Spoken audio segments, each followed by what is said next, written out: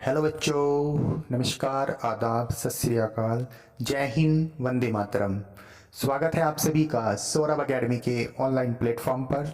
अगर आप भी चैनल पे पहली बार आए हैं तो चैनल को सब्सक्राइब करके बेल आइकन पे प्रेस कर लीजिएगा, क्योंकि सौरभ एकेडमी लगातार काम कर रही है उन सब बच्चों तक शिक्षा पहुंचाने में, उन सब गरीब बच्चों तक शिक्षा पहुंचाने में जो सच में पढ़ना तो चाहते हैं लेकिन वो पढ़ नहीं सकते क्योंकि उनके पास पैसे नहीं हैं। तो ऐसी अच्छी बात के साथ, इसी अच्छे विचार के साथ चलिए शुरू करते हैं आज का टॉपिक।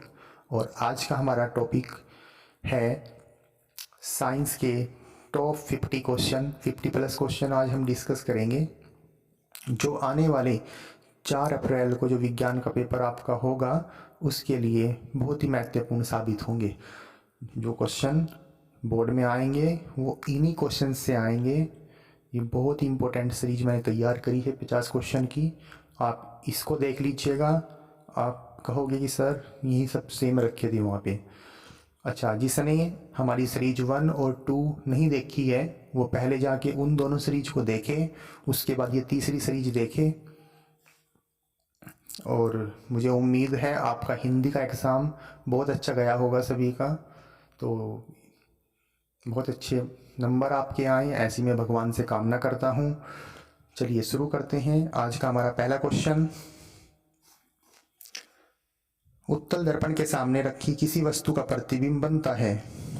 वस्तु की स्थिति पर, दर्पण के सामने वस्तु के से दुगनी दूरी पर, दर्पण के सामने वस्तु की स्थिति से आधी दूरी पर, दर्पण के पीछे।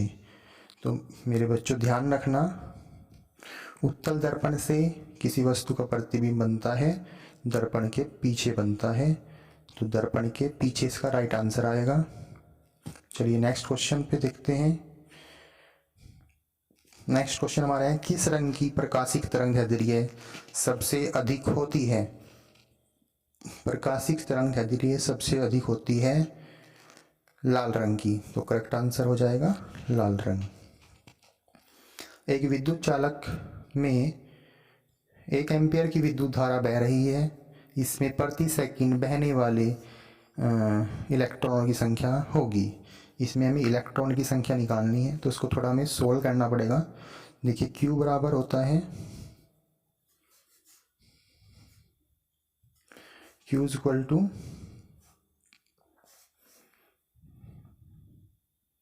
NE, एक फॉर्मूला ये है, और एक आवेश is equal to Q is equal to IT। इन दोनों फॉर्मूलों की हेल्प से हम इनको इक्वल रख देंगे क्योंकि दोनों ही क्या के मान हैं। तो N is equal to IT या N is equal to IT upon E। सब की वैल्यू रखेंगे। I करंट है जो कि 1 एम्पियर है, मल्टीप्लाई समय प्रति सेकंड यानी कि 1 सेकंड है, और इलेक्ट्रॉन पर आवेश 1.6 गुना 10⁻⁻19। और जब आप इसको सोल्व करोगे, इसको डिवाइड करोगे, तो इसका जो करेक्ट आंसर आएगा, क्योंकि पावर माइनस है नीचे तो ऊपर जाके प्लस हो जाएंगी, और प्लस पावर वाला केवल एक ही ऑप्शन है, वो है तीसरा। तो सही जवाब हो जाएगा 6.25 गुना 10⁻18। चलिए चौथे क्वेश्चन पे, चुंबकीय क्षेत्र में गतिमान आवेश पर लगने वाले बल की दिशा होती है, ज्ञात होती है। बताना है कौन से नियम को लगाकर हम बल की दिशा निकाल सकते हैं। तो मेरी 3 बातें आप ध्यान से सुनना। अगर आपको निकालनी है लगने वाले बल की दिशा, तब आप लगाओगे फ्लेमिंग के बाएं हाथ का नियम। तब आप लगाओगे फ्लेमिंग के बाएं हाथ का नियम। तो इसमें जो हो जाएगा करेक्ट, हो जाएगा तीसरा ऑप्शन, फ्लेमिंग के बाएं हाथ का नियम। और अगर आपको निकालनी है प्रेरित धारा की दिशा, अगर आपको निकालनी है प्रेरित धारा की दिशा, तब आप लगाओगे फ्लेमिंग के दाएं हाथ का नियम। और अगर आपको निकालनी है चुंबकीय बल रेखाओं की दिशा, तब आप लगाओगे मैक्सवेल के दक्षिणावर्त पेंच का नियम। तो ये तीनों चीज़ें ध्यान रखना, तीनों बातें ध्यान रखना, बहुत ही इंपॉर्टेंट हैं और एग्ज़ाम में ज़रूर पूछी जाएंगी। चलिए हम बढ़ते हैं 5वें क्वेश्चन की ओर। ये बायोलॉजी के क्वेश्चन है, देखो मिले जुले क्वेश्चन आज हैं हमारे पास। थायरोक्सिन हार्मोन्स की कमी से होता है, तो ध्यान रखना थायरोक्सिन हार्मोन्स की कमी से जो रोग होगा वो होगा घेंगा रोग। तो जो करेक्ट आंसर आएगा घेंगा रोग। पुष्प के कितने भाग होते हैं? 3, 4, 5 या 6? तो पुष्प के जो फ्लावर होते हैं उनके 6 पार्ट होते हैं, जैसे पुंकेसर, स्त्री केसर, बाह्य दल, दल और 2 पार्ट और आते हैं, तो कुल मिला के 6 पार्ट हो जाते हैं। चलिए नेक्स्ट, तम्बाकू में पाया जाता है, इतने अच्छे अच्छे क्वेश्चन है, कैफीन, कोकीन, हीरोइन और निकोटीन। तो तम्बाकू में निकोटीन पाया जाता है। मेरे शेर और शेरनियों को ध्यान रखना, तो तम्बाकू होता है उसमें निकोटीन पाया जाता है। रुधिर में कितने समूह होते हैं? तो यहाँ से भी क्वेश्चन आता है जरूर। तो रुधिर में ध्यान रखना 4 समूह होते हैं, पहला ए, दूसरा बी, तीसरा सी, सी नहीं ए बी, फिर ए बी, ए बी और ओ। तो ये 4 समूह हमारे रुधिर यानी कि हमारे खून में होते हैं, blood group A, blood group B, blood group A B और ब्लड ग्रुप ओ। इसमें जो ब्लड ग्रुप ए बी है इसको बोलते हैं सर्वग्राही, इसको बोलते हैं सर्वग्राही, मतलब जिसका ब्लड ग्रुप ए बी है वो किसी का भी खून ले सकता है। और जो ब्लड ग्रुप ओ है उसको बोलते हैं सर्वदाता, वो किसी को भी खून दे सकता है। तो कुल मिला के ब्लड ग्रुप हो गए 4, तो करेक्ट आंसर आएगा 4। और ए बी को कहते हैं सर्वग्राही और ओ को बोलते हैं सर्वदाता, ये भी आपको दिमाग में रखना है। चलिए नेक्स्ट, निम्नलिखित में से कौन सा पद परिपथ में विद्युत शक्ति को प्रदर्शित नहीं करता? इसमें से 3 पद तो पावर को यानी कि शक्ति को प्रदर्शित कर रहे हैं, एक पद ऐसा है जो शक्ति को प्रदर्शित नहीं करता। हमें पता है power equal to P equal to V I होता है और v equal to I R होता है। तो जब मैं v की वैल्यू रखूँगा तो आई स्क्वायर हो जाएगा और r हो जाएगा।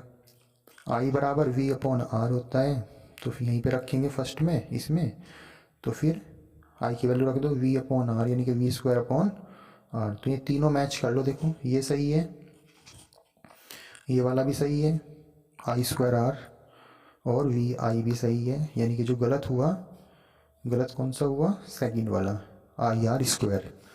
चलिए next, question number 10 most important chemistry का क्वेश्चन। मैट में मुख्यतः होता है FeS, Cu2S, Cu2S एवं FeS या Cu2S एवं F2S3। तो ध्यान रखना मैट में मुख्यतः पाया जाता है FeS, iron sulphide. FeS is correct answer. SO2 का जलीय विलयन कहलाता है, SO2 का जलीय विलयन कहलाएगा सल्फ्यूरिक अम्ल H2SO4। चलिए नेक्स्ट आगे बढ़ते हैं। एसिटिक अम्ल का क्रियात्मक समूह है, इंपॉर्टेंट है, क्रियात्मक समूह पेपर में जरूर पूछा जाएगा। फंक्शनल ग्रुप एसिटिक अम्ल CH3COOH यानी कि OOH, तो इसका क्रियात्मक समूह होगा COOH। मोस्ट इंपोर्टेंट, आकाश का रंग नीला दिखाई देता है प्रकाश के परावर्तन के कारण, प्रकाश के अपवर्तन के कारण, प्रकाश के प्रकीर्णन के कारण या पूर्ण आंतरिक परावर्तन के कारण। तो प्रकाश का नीला दिखना, सूर्य का उदय होते समय और अस्त होते समय लाल दिखना, है ना, और महासागरों के जल का नीला प्रतीत होना, ये सारी घटनाएं जिसका परिणाम है वो है प्रकाश का प्रकीर्णन, वो है प्रकाश का प्रकीर्णन। तो सही जवाब हो जाएगा प्रकाश का प्रकीर्णन। किसी विद्युत बल्ब का अनुमतांक 220 वोल्ट 100 वाट है। जब इसे 110 पर चलाया जाता है, प्रचलित किया जाता है, तो इसके द्वारा उपयुक्त शक्ति कितनी होती है? पावर बतानी है। पहले इसको हम थोड़ा सोल्व करेंगे। देखो उसके ऊपर जो लिख रहा है 220 वोल्ट और 100 वाट, यानी कि पावर दे रखी है 100 वाट, वोल्टेज दे रखी है 220। आई हम निकाल सकते हैं P अपॉन वी से, P अपॉन वी, इसको कट कर दो, 2 पंजे 10, 2 एकम 2, यानी कि करंट आ गई 5/11। आई पता हो गया, V 110 है तो हम पावर निकाल सकते हैं आसानी से। P equal to V I, V 110, I 5/11, 11 से इसको काट दो, 11 एकम 11, 0, 10 पंजे 50 वाट, 50 वाट। तो करेक्ट आ जाएगा 50 वाट जवाब। 50 वाट हमारा सही जवाब होगा। अगला भी इम्पोर्टेंट है, लघुपतन, जिसको बोलते हैं शॉर्ट सर्किट। लघुपतन के समय परिपथ में विद्युत धारा का मान एकाएक बहुत बढ़ जाता है। ध्यान रखना, एकदम से बहुत बढ़ जाता है। तीसरा सही आएगा इसका जवाब। C option is correct option. चलिए नेक्स्ट क्वेश्चन। वीडियो बच्चों थोड़ा सा लंबा होने वाला है, मेरे साथ आप अंत तक बने रहिए। मैं आपको विश्वास दिलाता हूँ क्वेश्चन इनके बाहर बोर्ड में नहीं जाएंगे, या आएंगे भी तो ऐसे ही क्वेश्चन सेम आएंगे, इसका जवाब आप आसानी से दे सको। चलिए नेक्स्ट क्वेश्चन केमिस्ट्री का क्वेश्चन है। जल को जीवाणु रहित बनाने के लिए उपयोगी पदार्थ धावन सोडा, बेकिंग सोडा, फिटकड़ी या विरंजक चूर्ण। तो ध्यान रखना, जल को जीवाणुओं से, बैक्टीरिया से रहित करने के लिए जो उसमें मिलाया जाता है वो मिलाया जाता है विरंजक चूर्ण, CaOCl2 जिसका फॉर्मूला है। धातु जो सरलता से ऑक्सीकृत हो जाती है, 17वां क्वेश्चन है, जो सरलता से ऑक्सीकृत हो जाएगी तो वो हो जाएगी एल्यूमिनियम। इनमें एल्यूमिनियम सबसे पहले ऑक्सीकृत हो जाएगी। ब्यूटेनॉन, नॉन आया है, में क्रियात्मक समूह है ब्यूटेनॉन में, तो इसमें कीटोन, नॉन मतलब कीटोन, तो कीटोन आएगा, इसका जो करेक्ट आंसर आएगा कीटोन, CO ग्रुप। चलिए नेक्स्ट क्वेश्चन, सारे इंपॉर्टेंट क्वेश्चन है, मोस्ट इंपॉर्टेंट। प्रकाश का प्रकीर्णन सबसे कम होता है लाल रंग के लिए, पीले रंग के लिए, हरे रंग के लिए या नीले रंग के लिए। तो याद रखना मेरे शेर और मेरी शेरनियों, प्रकाश का प्रकीर्णन सबसे कम होता है लाल रंग के लिए। प्रकाश का प्रकीर्णन सबसे कम होता है लाल रंग के लिए। प्रिज्म द्वारा विचलन कोण अधिकतम होता है। प्रिज्म द्वारा विचलन कोण सबसे ज़्यादा बैंगनी रंग का होता है, सबसे कम लाल रंग का होता है, ये भी ध्यान रखना है। तो सबसे अधिक विचलन कोण होगा बैंगनी कलर का। चुंबकीय क्षेत्र की तीव्रता का मात्रक है या मापक है। तो चुंबकीय क्षेत्र की तीव्रता का जो SI मात्रक है वो होता है वेबर बटे मीटर स्क्वायर, वेबर बटे मीटर स्क्वायर। चलिए नेक्स्ट, विद्युत चुंबकीय प्रेरण से उत्पन्न प्रेरित विद्युत वाहक बल अनुक्रमा मापी होगा। विद्युत वाहक बल सदैव ऐसा होता है कि वह उसका विरोध करता है जिससे वह सब उत्पन्न हुआ हो। तो ये लेंज का नियम भी है। तो यानी कि इसका आएगा परिपथ में संपूर्ण प्रतिरोध के, चुंबकीय फ्लक्स के, चुंबकीय फ्लक्स में परिवर्तन की दर के और चुंबकीय फ्लक्स में परिवर्तन के। तो ध्यान रखना इसका आएगा चुंबकीय फ्लक्स में परिवर्तन की दर के, यानी कि C option is correct option, चुंबकीय फ्लक्स में परिवर्तन की दर के। चलिए आगे बढ़ते हैं, नेक्स्ट क्वेश्चन पे चलते हैं। क्वेश्चन नंबर 23, एक विलियन का पीएच मान 3 है। विलियन है, अक्षारीय, उदासीन, अम्लीय, इनमें से कोई नहीं। मेरी एक बात ध्यान रखना, ये हमारा एक पीएच स्केल है। यहाँ पे है 14, यहाँ पे है 0 और बीच में है 7। ऐसे विलियन जिनका पीएच मान 7 से कम होगा वो सब अम्लीय होंगे। जिनका 7 से कम होगा तो ध्यान रखना वो अम्लीय होंगे, और जिनका पीएच मान 7 से ज़्यादा होगा वो सब के सब अक्षारीय होंगे, और जिनका पीएच मान ठीक 7 के बराबर होगा वो उदासीन होंगे। कैसे होंगे? उदासीन होंगे। जैसे जल, जल का पीएच मान 7 होता है तो जल उदासीन है। तो मेरे शेर शेरनियों ध्यान रखना, अगर पीएच मान 7 से कम है तो विलियन होगा अम्लीय, अगर पीएच मान 7 से ज़्यादा है तो होगा अक्षारीय, अगर पीएच मान 7 के बराबर है तो होगा उदासीन। अब क्वेश्चन कैसे भी दे दे, मुझे उम्मीद है आप नहीं छोड़ोगे। अब एक विलियन का पीएच मान 3 है। अब देखो 3 7 से कम है, 7 से कम, और 7 से कम के लिए देखते ही मारोगे आप एकदम अम्लीय। विकर्ण संबंध रखने वाले तत्व हैं तो ध्यान रखना, विकर्ण संबंध होता है लिथियम का मैग्नीशियम के साथ, लिथियम का मैग्नीशियम के साथ। तो करेक्ट आंसर आएगा LiMg। दिए गए कार्बनिक यौगिकों में कीटोनिक प्रक्रियात्मक समूह वाला है। ये देखना है कीटोनिक यानी कीटोन समूह कौन से में है, किस में है कीटोन। तो इसमें जो कीटोन समूह है वो है CH3CO, CH3 इसमें कीटोन है। देखो CH3CO, CH3, CO ही तो कीटोन होता है, जो कीटोन होता है वो CO होता है।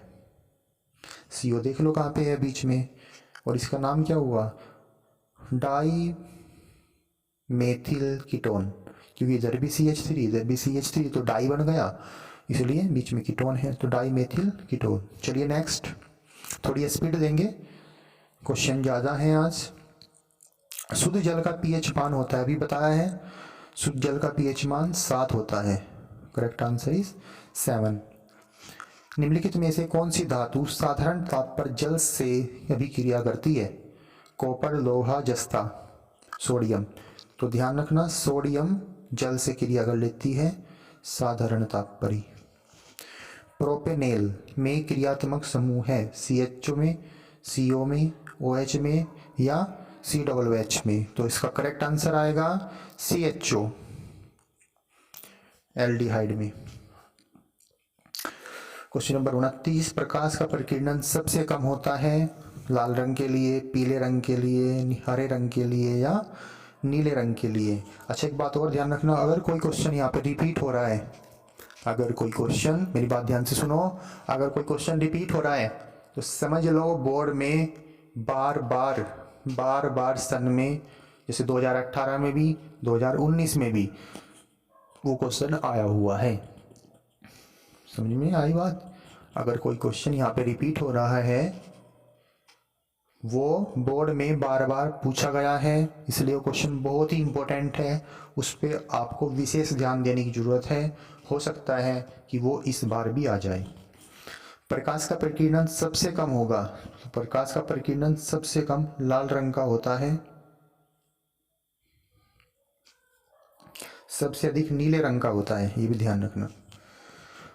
प्रकाश द्वारा विचलन अधिकतम होता है बैंगनी रंग का, हरे रंग का, पीले रंग का, लाल रंग का। तो प्रिज्म द्वारा जो विचलन होगा, ऐसे ये लाइट रेज आई तो 7 रंगों में बांटता है इसको, तो ये V है, ये R है। तो सबसे ज़्यादा जो होगा बैंगनी का होगा, सबसे कम जो होगा वो लाल का होगा। तो इसका करेक्ट आंसर हुआ, अधिकतम पूछा है तो बैंगनी रंग का पे लगा दो। चलिए आगे 31वां क्वेश्चन, ये भी रिपीट आया है, यानी कि बार बार पूछा गया है। चुंबकीय क्षेत्र की तीव्रता का मात्रक वेबर बटे मीटर, वेबर बटे मीटर स्क्वायर, वेबर मीटर। तो इसका सही जवाब होगा, इसका करेक्ट जवाब होगा वेबर बटे मीटर स्क्वायर, वेबर बटे मीटर स्क्वायर, वेबर बटे मीटर स्क्वायर। चलिए अगला क्वेश्चन देखते हैं। विद्युत चुम्बकीय प्रेरण से उत्पन्न प्रेरित विद्युत वाहक बल अनुक्रमानुपाती होगा परिपथ के संपूर्ण प्रतिरोध के, चुंबकीय फ्लक्स के, चुंबकीय फ्लक्स में परिवर्तन की दर के, या चुंबकीय फ्लक्स में परिवर्तन की। तो ये भी रिपीट है, चुंबकीय फ्लक्स में परिवर्तन की दर के। सही जवाब। 33वां क्वेश्चन, किसी उत्तल लेंस की फोकस दूरी 2 मीटर है, लेंस की अक्षमता होगी। तो पावर निकालनी है लेंस की, तो P इक्वल टू 1/f, ये फॉर्मूला ध्यान रखना।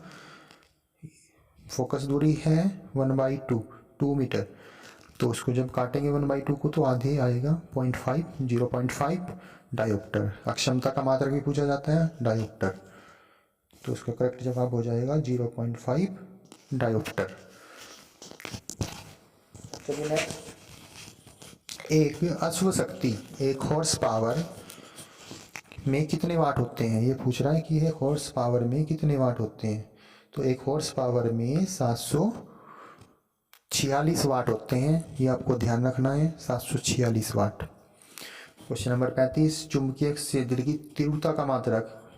देखिए कितनी बार ये रिपीट हो चुका है क्वेश्चन, चुंबकीय क्षेत्र की तीव्रता का मात्रक। तो लगा दो देखते ही, वेबर बटे मीटर स्क्वायर। विद्युत चुम्बकीय प्रेरण से उत्पन्न प्रेरित विद्युत वाहक बल अनुक्रमानुपाती होगा, किसके होगा, चुंबकीय फ्लक्स में परिवर्तन की दर के। मोस्ट इंपोर्टेंट क्वेश्चन है ये सारे। 37वां क्वेश्चन, यदि किसी वस्तु को एक दर्पण के सामने निकट से देखने पर प्रतिबिंब सीधा बने, किंतु दूर से देखने पर प्रतिबिंब उल्टा बने, तो वह दर्पण होगा। जब मैंने तुम्हें पढ़ाया था ना ये मिरर वाला, स्फेरिकल मिरर वाला टॉपिक पढ़ाया था, वो वीडियो देखना जाके, उसमें मैंने बहुत ही अच्छी तरह समझाया गया है कि कैसे एक चम्मच हमारा इमेज सीधा बनाता है, कैसे उल्टा, मैंने उसी से सारा समझा दिया था आपको। तो यहाँ पे जो मैंने बताया था तुम्हें, सीधा केवल एक ही केस में बनता था, जब उस चम्मच को अपने फेस के बहुत पास लाएंगे, अदरवाइज वो उल्टा ही बनता था। तो उसका करेक्ट जवाब आएगा अवतल दर्पण। -10 डायोप्टर अक्षमता वाले लेंस की फोकस दूरी होगी, -10 डायोप्टर। ओके, पावर दे रखी है -10 P, -10 डायोप्टर। लेंस की फोकस दूरी होगी F, तो F इक्वल टू 1/P, 1/-10 यानी कि 0.1, ये मीटर में आएगी फोकस दूरी, 0.1 आएगी जो, -0.1 मीटर में आएगी। लेकिन अगर सेंटीमीटर में निकालनी हो तो उसको 100 से हम गुणा करेंगे, और जब 100 से गुणा करेंगे तो 10 आएगा माइनस का, 10 सेंटीमीटर, -10 सेंटीमीटर। माइनस क्या दर्शाता है कि वो अवतल लेंस है, तो करेक्ट जवाब होगा -10 सेंटीमीटर। किसी चालक तार में विद्युत धारा प्रवाहित होती है मुक्त इलेक्ट्रॉनों द्वारा, मुक्त प्रोटॉनों द्वारा, या आयनों द्वारा, या न्यूट्रॉनों द्वारा। तो विद्युत धारा तो हमेशा तार में जो बहेगी वो मुक्त इलेक्ट्रॉनों द्वारा। चलिए नेक्स्ट, क्वेश्चन नंबर 40, यदि वायु के सापेक्ष कांच का अपवर्तनांक 3/2 हो, ये कट रहा है ऊपर 3/2 है, तो कांच के सापेक्ष वायु का अपवर्तनांक बताओ, या ज्ञात करो कितना होगा। वायु के सापेक्ष कांच का दिया है ANG दिया हुआ है 3/2, पूछ रहा क्या है, कांच के सापेक्ष वायु का GNA बराबर होता है 1/ANG। उत्क्रम कर देंगे इसका उल्टा, तो 2/3 आंसर हो जाएगा इसका, इतना सिंपल है। तो करेक्ट आंसर इज 2/3। प्रकाश का प्रकीर्णन सबसे कम होता है, लाल रंग का, पीले रंग का, नीले रंग का, बैंगनी रंग का। ये भी पीछे भी आ चुका है, देखो फिर आ गया। तो प्रकाश का प्रकीर्णन सबसे कम होगा लाल रंग का, लाल रंग का, है ना। 1 किलोवाट घंटे में कितने जूल की संख्या होगी? मोस्ट इम्पोर्टेंट, 1 किलोवाट घंटे में 3.6 10⁶ जूल। ये आपको दिमाग में रखना है, 3.6 10⁶। एक गतिमान आवेश उत्पन्न करता है केवल विद्युत क्षेत्र, केवल चुंबकीय क्षेत्र, विद्युत एवं चुंबकीय क्षेत्र दोनों, विद्युत और चुंबकीय क्षेत्र में से कोई नहीं। तो गतिमान आवेश है तो ध्यान रखना वो जो उत्पन्न करेगा विद्युत और चुंबकीय क्षेत्र दोनों, विद्युत और चुंबकीय क्षेत्र दोनों। वायु के सापेक्ष कांच का अपवर्तनांक 3/2 है। कांच के सापेक्ष वायु का अपवर्तनांक फिर से रिपीट है, यानी कि क्वेश्चन भी पूछा गया है 2-3 बार। 3/2, तो इसका रेसिप्रोकल करेंगे तो 2/3, अभी बताया था। सही जवाब होगा 2/3। चलिए नेक्स्ट क्वेश्चन 45 नंबर। यूरेनियम है, यूरेनियम है एक अक्षार धातु, अधातु, अस्थाई धातु, अंतः संक्रमण धातु। तो जो यूरेनियम आएगा मेरे पॉइंट ऑफ व्यू से वो नीचे एक्टिनाइड वाली सीरीज में है, मेंडलीफ में की जो सीरीज है। तो इसका करेक्ट जवाब इसे एक बार चेक कर लेना, रीचेक। मेरे हिसाब से आएगा इसका डी, अंतः संक्रमण धातु, अंतः संक्रमण धातु। फपोलेदार तांबे में कॉपर का प्रतिशत मात्रा है 98%, 2%, 70 और 30। तो फपोलेदार तांबे में जो तांबा होता है, जो कॉपर होती है, वो 98% होती है, 98%। ध्यान रखना। मेरे शेर और मेरी शेरनियों तैयार हो जाओ अगले क्वेश्चन के लिए। मोस्ट इंपोर्टेंट इस बार के लिए, एसीटोन का IUPAC नाम है butanone, propanone, butanol, propanol. All तो नहीं लगेगा, एसीटोन है ना, तो इसका आएगा IUPAC नाम प्रोपेनॉन, प्रोपेनॉन। चलिए नेक्स्ट। निम्नलिखित में से कौन सा तत्व, निम्नलिखित में से कौन सा तत्व का कार्य, कौन से, एक मिनट इसको चेक करते हैं दोबारा, तत्व का कार्य नहीं है? कौन से तत्व का कार्य नहीं है? तो इसमें बताना है कौन सा तत्व का कार्य नहीं है। संवेदना, ओ माय मिस्टेक। निम्नलिखित में से कौन सा त्वचा का कार्य नहीं है? निम्नलिखित में से कौन सा त्वचा का कार्य नहीं है? संवेदना, सुरक्षा, लैंगिक लक्षण, उत्सर्जन। तो त्वचा का जो काम होता है वो संवेदना पहुंचाना भी होता है, सुरक्षा भी करती है और उत्सर्जन भी करती है, जैसे पसीना वगैरह बाहर निकलता है त्वचा से। तो इसमें जो लैंगिक लक्षण आएगा वो नहीं है। जीन शब्द का सर्वप्रथम प्रयोग किया था। मोस्ट इंपोर्टेंट बायोलॉजी का क्वेश्चन है। जीन शब्द का सबसे पहले प्रयोग, देखो अनुवांशिकता का पिता पूछे तो मेंडल लगाना है। अगर आपको जीन शब्द का सर्वप्रथम प्रयोग पूछ रहा है किसने किया था, तो इसको याद रखना, इसमें आएगा सेकंड ऑप्शन इसका, यानी कि जोहेंसन, जोहेंसन ने जीन शब्द का प्रयोग किया था, जोहेंसन ने। लास्ट क्वेश्चन हमारा 50, 3 क्वेश्चन और है प्लस। अनुवांशिकता के प्रयोग के लिए मेंडल ने निम्नलिखित में से कौन से पौधे का उपयोग किया? पपीता, आलू या मटर? तो उन्होंने मटर के पौधे को लिया क्योंकि मटर की कई वैरायटी उनके पास मौजूद थी उस समय, इसलिए उन्होंने सबसे बेस्ट जो लगा वो मटर का पौधा लिया। चलिए नेक्स्ट। पराग कोश, सब बायोलॉजी के क्वेश्चन हैं जो बार बार आए हुए हैं। पराग कोश में होते हैं, मोस्ट इम्पोर्टेंट, पराग कोश में जो होते हैं वो होते हैं, पराग कोश के अंदर परागकण, परागकण है ना। पराग कोश में क्या होंगे? परागकण होंगे, मोस्ट इम्पोर्टेंट। पादप में जाइलम का मुख्य कार्य है, पादप में जाइलम का मुख्य कार्य है जल का संवहन, भोजन का संवहन, उत्सर्जित पदार्थों का संवहन, सभी का संवहन। तो जाइलम का जो मुख्य कार्य होता है वो होता है जल का संवहन। तो जाइलम जो काम करता है वो जल को पहुंचाने का काम करता है। एक होता है फ्लोएम, फ्लोएम तो वो उसका काम होता है भोजन का संवहन। मस्तिष्क उत्तरदायी है सोचने का कार्य करने के लिए, शरीर संतुलन बनाने रखने के लिए, हृदय स्पंदन या सभी कार्य। तो हमारा जो दिमाग है मस्तिष्क वो इन सब कार्यों के लिए प्रयोग में आता है। तो सही जवाब होगा सभी कार्य।